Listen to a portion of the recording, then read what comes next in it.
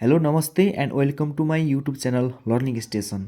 आज हामी यस भिडियोमा सिक्नेछौँ हाम्रो मोबाइललाई कसरी रिसेट गर्ने, कसरी फ्याक्ट्री रिसेट गर्ने अर्थात् कसरी फर्मेट गर्ने, 1 मिनेटमै कसरी हाम्रो मोबाइललाई फर्मेट गर्न सकिन्छ। यदि हाम्रो मोबाइलको स्टोरेज फुल भइसकेको छ, मोबाइल ह्याङ चल्दैछ, स्लो चल्दैछ, अर्थात् हाम्रो मोबाइलमा भएको इन्टरनल स्टोरेज फुल भइसकेको छ, त्यसकारण फुल भयो भने हाम्रो मोबाइल स्लो चल्ने गर्छ र यस मोबाइललाई फर्मेट कसरी गर्ने हामी आज यस भिडियोमा सिक्नेछौँ।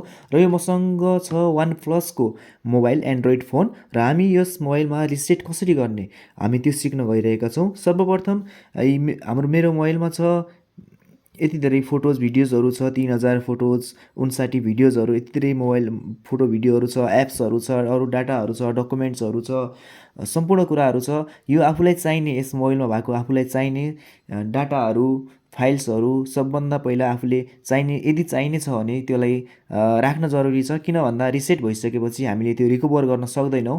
त्यसकारण मलाई चाहिने यस मोबाइलमा भएको सम्पूर्ण डाटाहरू स्टोरेजहरू मैले आफ्नो ल्यापटपमा सेभ गरेर राखेको छु र मलाई यहाँ भएको कुरै आवश्यक छैन। त्यसकारण अब मैले मजाले यो मोबाइलमा भएको डाटाहरू इरेज गर्न सक्छु, फर्मेट गर्न सक्छु।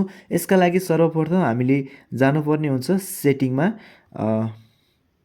सेटिङमा गइसकेपछि हामीले यहाँ हामीले यहाँबाट एन्ड्रोइडको यतापट्टि माथिबाट पनि लिन सक्छौँ। हाम्रो सेटिङको अप्सन यहाँ पनि हुन्छ, यसरी पनि लिन सक्छौँ अथवा सेटिङ एप्स सर्च गर्न सक्छौँ। यहाँबाट हामीले सर्च गर्नुपर्ने हुन्छ रिसेट,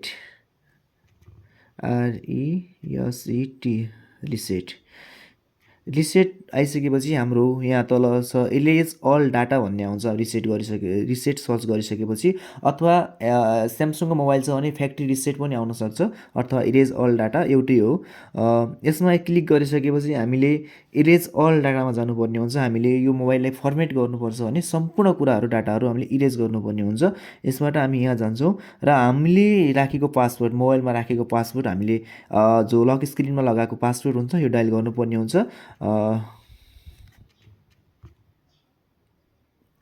त्यो हामीले यो लक स्क्रिनको पासवर्ड राखिसकेपछि यहाँ पर्मानेन्टली क्लियर अल डाटा भनेर आउँछ। Your phone will be restored to factory settings भन्नाले हाम्रो मोबाइलमा भएको सम्पूर्ण कुराहरू रिसेट हुन्छ, फर्मेट हुन्छ। त्यसपछि हामीले मोबाइल रिकभर गर्न पाउँदैनौँ। त्यसकारण मैले पहिले नै भनिसकेँ आफूलाई चाहिने डाटाहरू, महत्त्वपूर्ण कुराहरू हामीले रिसेट गर्नुभन्दा अगाडि कुनै अर्को मोबाइल अथवा ल्यापटपमा अथवा पेनड्राइभमा राखेर सेभ राख्नुपर्ने हुन्छ, ताकि हामीले पछि यो डाटा लस भइसकेपछि हामीले उताबाट रिकभर गर्न सकौँ। त्यसकारण मैले पहिले नै भनिसकेँ मसँग भएको मोबाइलमा भएको डाटाहरू, चाहिने कुराहरू, महत्त्वपूर्ण कुराहरू मैले आफ्नो ल्यापटपमा सेभ गरेर राखिसकेको छु। त्यसकारण मैले अब यो मोबाइललाई रिसेट गर्दा मलाई कुनै फरक पर्दैन। त्यसकारण मैले यो प्रोसेस वाइज जाने अनि यहाँ पर्मानेन्टली क्लियर अल डाटा भनेर आउँछ।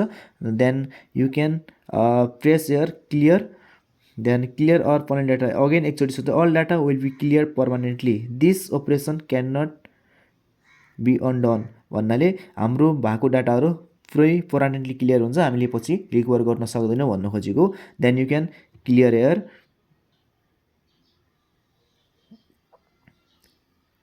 देन मोबाइल अफ हुन्छ, एकछिनलाई रिस्टार्ट हुन्छ एकछिनपछि अनि खुल्नेछ। तपाईँहरूले त्यसपछि मोबाइललाई सम्पूर्ण कुराहरू इरेज भइसकेको हुन्छ।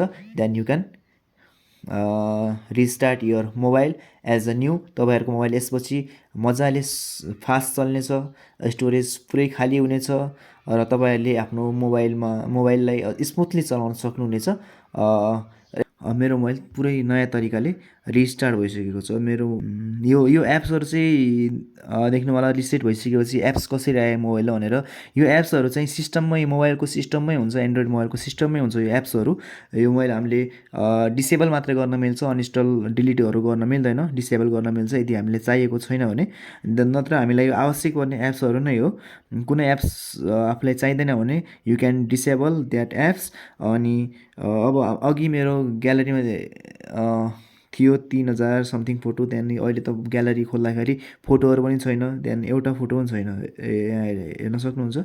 त्यहाँदेखि कुनै सिडिई यो माई फाइल्समा जानुहोस्, माई फाइल्समा गएपछि तपाईँहरू फोटोज भिडियोज टोटल्ली खाली छ। यसमा चाहिँ अब 24.4 GB अफ 28 GB 22.4 GB मात्रै अकुपाई भएको छ टोटल 128 GB बाट पुरै जिबी हाम्रो यो 22.4 GB चाहिँ हाम्रो सिस्टमको एप्सहरूले खाएको हुन्छ, सिस्टममा एप्स डाटाहरूले खाएको हुन्छ। देन अरू सबै स्टोरेजहरू हाम्रो खाली छ। देन भन्नुपर्दा हाम्रो मोबाइलमा कुनै पनि अहिले फोटोज, भिडियोज, डाटा, डकुमेन्ट्स केही पनि छैन हाम्रो। अब हामीले आफ्नो जिमेलमा गएर हामीले आफ्नो जिमेल लगइन गरेर हामीले यहाँ एन्ड्रोइडमा भएको एप्सहरू डाउनलोड गर्न अथवा चलाउन सक्छौँ। यहाँ प्ले स्टोरमा गएर you can download any apps you want. Play स्टोरमा गएर यहाँ लगइन गर्नु, साइन इन गर्नुपर्ने हुन्छ। आफ्नो जिमेल आइडी साइन इन गर्ने, वाइफाई अथवा डाटा कनेक्ट गर्ने, आफ्नो जिमेल आइडी लगइन गर्ने। देन तपाईँहरूले के भन्छ आफ्नो चाहिने एप्सहरू डाउनलोड गर्न सक्नुहुन्छ। अब चाहिँ हाम्रो मोबाइल चाहिँ पहिलाभन्दा स्मुथ एन्ड फास्ट चल्ने गर्छ रिसेट भइसकेपछि। देन यसरी नै तपाईँहरूलाई रिसेट गर्न सक्नुहुन्छ र रिसेट गरिसकेपछि मोबाइललाई रिस्टार्ट गर्न सक्नुहुन्छ। Thank you for watching this video.